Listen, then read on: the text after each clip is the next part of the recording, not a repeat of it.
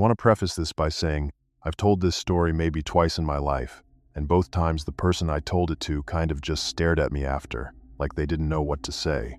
So I get it if that's how you feel by the end. I still don't really know what to say about it either. I was 17. My mom had taken my little sister down to visit my grandparents in Florida for a week and a half, and my dad was already down there, had been working remotely from their place for about a month at that point. So I had the house to myself, which honestly sounded incredible at the time. No supervision, no little sister barging in, just me and 2 weeks of summer. We lived about 40 minutes outside of the city in one of those areas that used to be farmland and then got slowly developed but never quite finished. So you had these newer subdivisions built sort of near each other but with big stretches of old fields and tree lines in between. Our house was the one at the end of a long private road, and the nearest neighbor was probably a third of a mile up that road, behind a hill. You couldn't see their house, they couldn't see ours. You couldn't really hear anything from out there either, except wind and the occasional car on the county road a half-mile away. I don't want to make it sound spooky from the start because honestly I'd lived there my whole life and it just felt normal to me. It was quiet and isolated, but it was home, you know? I knew every sound the house made, every creak, every draft that came under the back door. None of that ever bothered me. The first 4 days alone were completely uneventful. I'd stay up until 2 or 3 in the morning, playing games or watching stuff, sleep until noon, make something to eat, repeat. It was genuinely great. I was in a rhythm. Nothing felt off. The 5th night was a Thursday, I think. I was in the living room watching something on my laptop with headphones in, probably around 11, when the power went out. Just gone. No flicker, no warning, total blackout. And I don't know why, but that specific kind of sudden darkness always sends a spike of something through your chest, even when you know it's probably nothing, even when you've experienced it before. Your body just reacts before your brain can catch up. I pulled my headphones out and sat there for a second in the dark. Didn't hear rain, didn't hear wind, there was no storm. I checked my phone and the cell service was fine, which I guess told me it wasn't a widespread outage because usually in those situations the towers get overloaded and you lose bars. I had full bars, so it was probably just the house. Our breaker box was in the utility room off the kitchen, which is one of those small tight rooms with a washer and dryer and a slop sink and no window. I knew exactly where it was. We'd had breakers trip before. It wasn't a big deal. I got up, used my phone as a flashlight, and went and found the panel. Here's the thing, and this is the part I've thought about 100 times since that night trying to make sense of it. The main breaker was already in the off position, like it had been switched down, deliberately, all the way down. Now I had reset trip breakers before, and they don't look like that. When a breaker trips, it goes to this middle position, kind of halfway between on and off. This wasn't halfway. This was fully, cleanly switched to off. The way it looks when you flip it yourself on purpose. But I didn't process that at the time. I genuinely didn't think about what it meant. I just flipped it back on and the whole house came up. Lights, appliances, the hum of the refrigerator starting back up. I remember feeling relieved in the way you do when something that briefly scared you turns out to be nothing, and I walked back toward the living room. I was in the kitchen doorway when I heard the back door. Not a knock, not a creak. The specific sound of a handle being tried. That little click and rattle of someone turning the knob from the outside, then stopping, like they'd tested it, found it locked and stopped. I stood completely still. I'm not exaggerating when I say I don't think I breathed for about 15 seconds. I kept telling myself it was an animal, a raccoon leaning on it or something, because what else is it going to be at 11 at night in the middle of nowhere? But then it happened again. Same sound, same deliberateness, and then it stopped, and I didn't hear anything else. I called my mom, she didn't answer. I called my dad, didn't answer. I texted both of them, and then I just sort of stood there in the lit kitchen trying to convince myself I was overreacting. After a few minutes, I went and double-checked that the back door was locked, which it was, and then I checked the front door, which was also locked, and then I went upstairs to my room and I locked that door too, which I basically never did. I didn't sleep. I laid there for hours just listening to the house, every sound suddenly unfamiliar, and eventually at some point I must have drifted off because I woke up at almost 9 in the morning with my lamp still on. I didn't tell my parents when they called that afternoon. I don't know why. I think I'd half convinced myself by then that it was nothing, or that even if it wasn't nothing, nothing had actually happened, so there was nothing to tell. I spent the next few days a little more on edge, but it stayed quiet and I let myself settle back down. My family came home 9 days later. My mom started going through the house the way she always did after being away, checking on things, wiping down surfaces, that kind of thing. She'd been home maybe 2 hours when she came and found me and asked me something kind of strange. She asked if I'd been using the small storage room at the back of the basement, the one we basically just kept old stuff in and never went into. I told her no, I hadn't been down there at all. She said the padlock on that door was sitting on the shelf next to it, not on the door, and she was pretty sure she'd locked it before they left. We went down and looked together. The door was just standing, slightly open, not wide open, just ajar. Inside it was our usual stuff, boxes, old furniture, a chest freezer we barely used. Nothing was taken, nothing was obviously disturbed. My mom put the padlock back on and didn't really say much else about it, and honestly, I think she assumed I'd just opened it for something and forgot to lock it back up.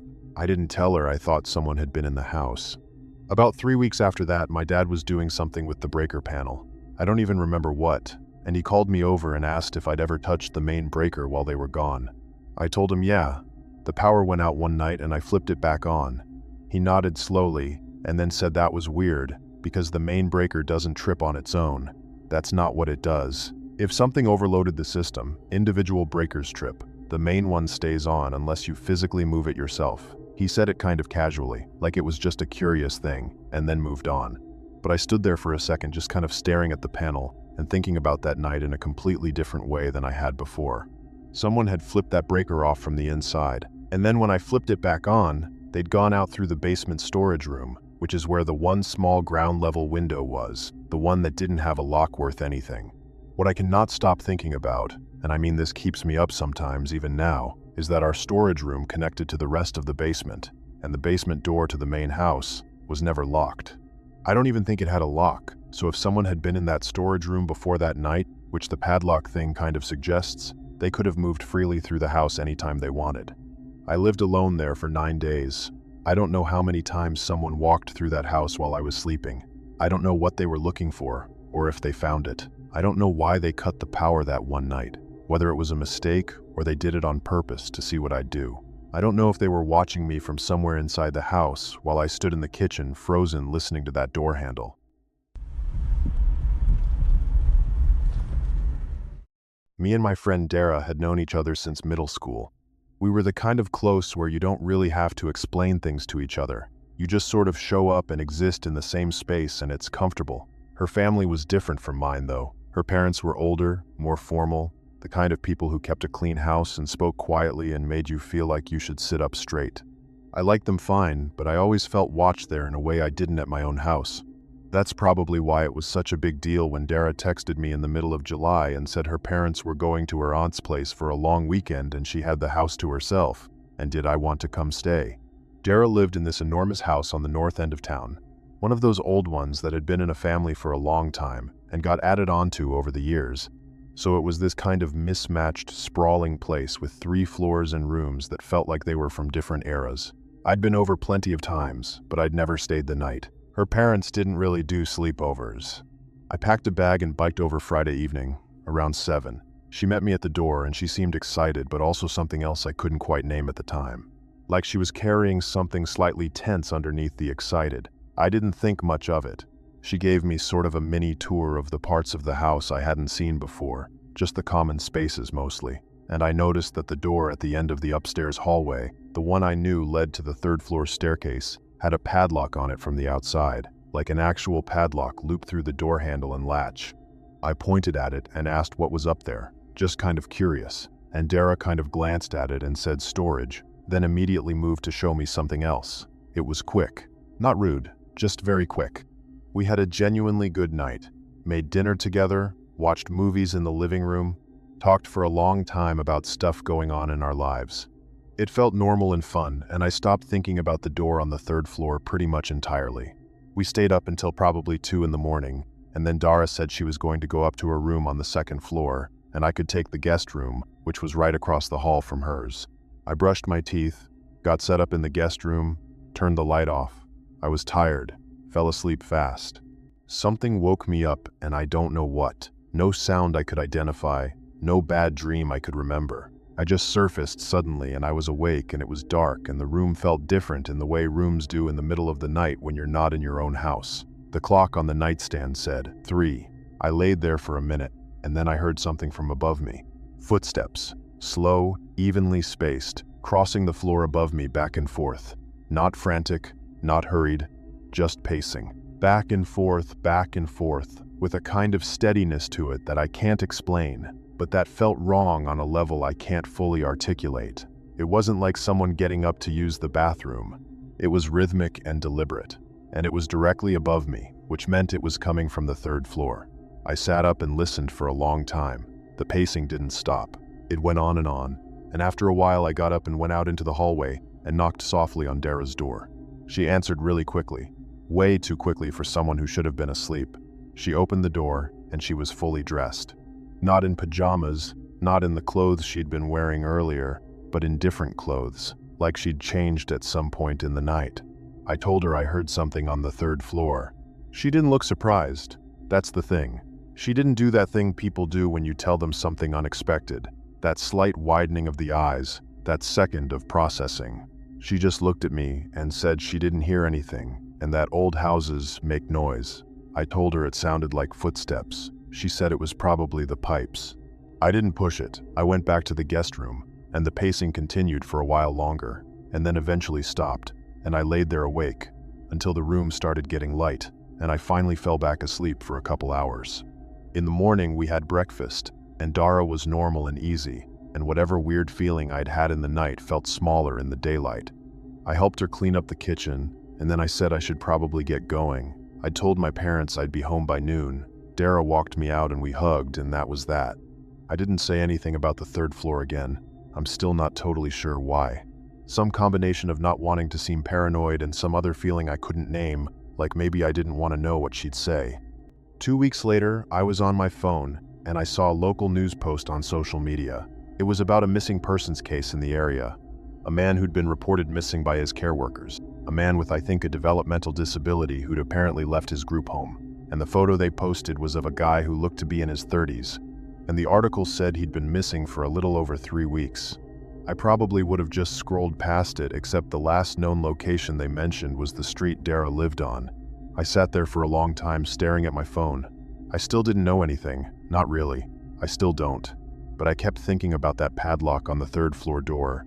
Kept thinking about how her parents never let anyone come over. About Dara answering the door too fast at 3 in the morning fully dressed. About the steadiness of those footsteps and how they didn't sound like pipes. The man turned up about 2 weeks after that article. He'd been found staying at a relative's home in a different county. Perfectly fine. Just hadn't told anyone where he was going. So there's that. Nothing came of it. There was no investigation that touched Dara's house or her family. But the thing is, I've never asked her about it. We're still friends. We still talk. And I've gotten close a few times. Like I'll be sitting with her somewhere and I'll think now is when I ask her about the 3rd floor. Just casually. Just bring it up like it's nothing. And every time I get close to doing it, I stop. Because I've run through the possible answers enough times that I think I'm scared of one of them specifically. I don't know what I heard. I really don't. I know what it sounded like, and I know what it felt like, and I know Dara wasn't surprised when I told her, and I know her parents keep that floor locked. That's all I have. And some part of me has just decided that's all I want.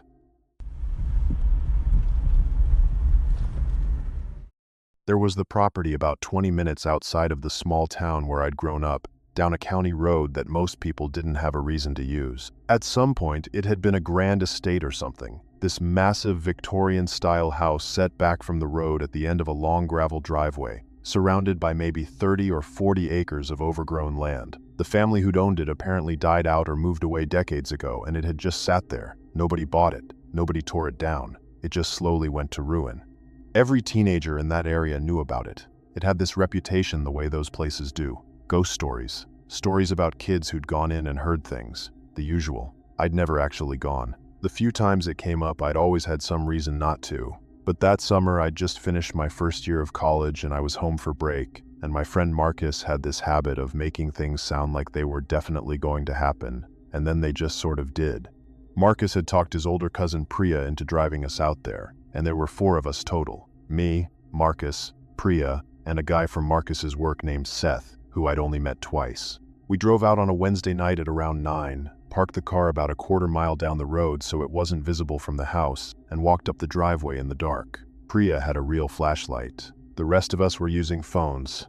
The house was larger than I'd expected, like substantially larger. And it had that quality that very old structures have sometimes, where the darkness seems to cling to them differently, like the building absorbs light rather than reflecting it. The front door was missing, just a rectangular dark opening, and we went in.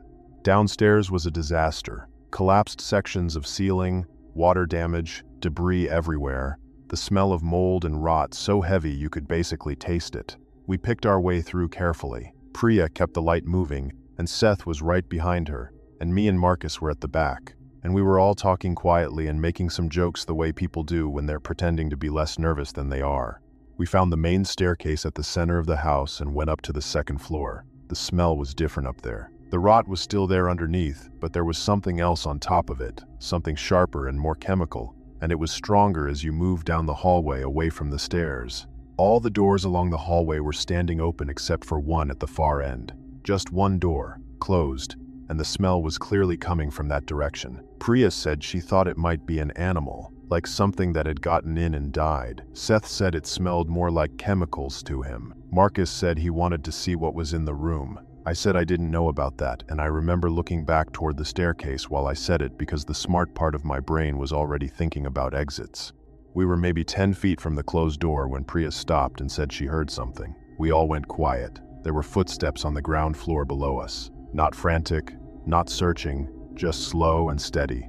And they were moving through the house in a way that didn't feel random, like someone who knew the layout and was covering it deliberately. Moving from the back of the house toward the front, stopping, then starting again. Nobody said anything for probably 30 seconds. Then Marcus whispered that it was probably just an animal, a deer that got in, and the rest of us said nothing because we all knew it wasn't an animal. The footsteps stopped directly below us. Then we heard them shift and start moving toward the staircase. Priya turned off her flashlight without anyone telling her to. Complete darkness. I found Marcus's arm in the dark and grabbed it, and he didn't say anything, just grabbed back. We stood there listening to the slow, deliberate creak of each stair as someone climbed toward us. They stopped at the top of the stairs. I know this because the creaking stopped, and I genuinely felt, the presence of someone standing at the end of the hallway where we'd just come from. I could not see anything. It was absolute black. Then they started moving down the hall toward us, slowly, one step at a time. And this is the part that I keep coming back to because it's the part that doesn't make sense if it's just someone chasing off trespassers. It's the part that means something different, something I don't have a word for. They stopped about halfway down the hall, and then they stood there, and we stood there, and nobody moved for what felt like a very long time but was probably about 2 minutes. And then, the person turned around and started walking back toward the stairs. Then we heard a knock, 3 slow knocks on the wall, evenly spaced, then a pause, then 3 more. Like they were signaling. Not to us, not at us, just signaling. Marcus whispered that we needed to move. We started edging toward the door at the far end of the hall. I don't know why. It was the only direction that wasn't toward the person. And Priya turned on her light, pointed at the floor, and we moved fast and quiet to the very end of the hall, and I put my hand on that closed door. The smell was overwhelming right there, sharp and thick and wrong. I looked at the others and nobody said anything. And then we heard the knocking again, and then footsteps, and then a door opened somewhere below us. Priya grabbed my wrist and shook her head, and I didn't open the door. Instead, we went back to the staircase, fast, and the ground floor was empty, and we went out the front and walked very fast, and did not run until we were off the property, and then we ran to the car. On the drive back, Seth said something I've thought about a lot. He said that the person never tried to chase us or corner us or even really confront us. They just kept moving ahead of us and making noise, drawing us toward that room. And the knocking. He thought the knocking was a signal to someone or something else in the house, not a threat to us specifically. More like an update, like telling someone that the group was still upstairs and still moving in the right direction. I don't know if Seth was right. I don't know what was in that room. I've looked into the property a few times over the years, tried to find out if anything was ever flagged there, any investigations, any reports. I haven't found anything specific. The estate is still there as far as I know, still sitting vacant, still falling apart. I've also never gone back. And when I think about going back, which I don't really, but when I do, the thing that stops me isn't the dark house. or the person in the hallway, or even the knocking. It's the smell right at the end, up close to that door, because that smell was not a dead animal. I've smelled dead animals. This was something else, something I couldn't name then and still can't. And I think if I'd turned that handle and opened that door, I would know what it was now. I think whatever was in that room, I would know its name and where it came from and what happened to it. And I genuinely do not want that. Some things you're better off not knowing. I really believe that.